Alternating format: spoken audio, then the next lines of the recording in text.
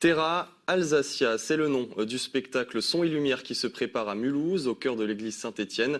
L'expérience devrait vous plaire si vous aimez l'histoire. Le show brosse le portrait de notre région depuis la veille de la guerre de 1870 jusqu'au lendemain de celle de 39-45. En tout, une centaine de figurants.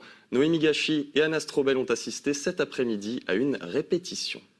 C'est toi le premier? Oui. Donc c'est toi qui donne le tempo? Ok. Donc tu vas ni trop vite, ni trop lentement, mais tu bombardes pas. Hein. Les comédiens prennent leur rythme. Des amateurs qui pour beaucoup jouent ici leur tout premier rôle. Figurants et même acteurs pour les plus courageux. Vous revenez. J'apprends, j'écoute, j'essaie d'imiter.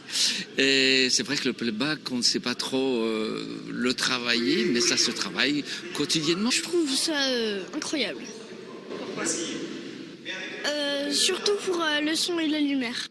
Ils préparent un spectacle immersif, Terra Alsacia, dans une église transfigurée. 24 vidéoprojecteurs laser feront naître ces images monumentales. Cette scénographie grandiose fait la renommée du compositeur Damien Fontaine dans le monde entier.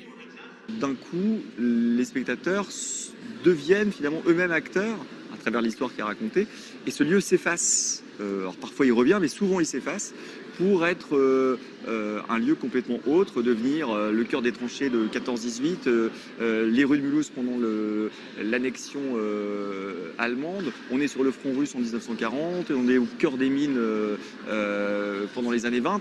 Son objectif, sublimer les petites et la grande histoire par la technique.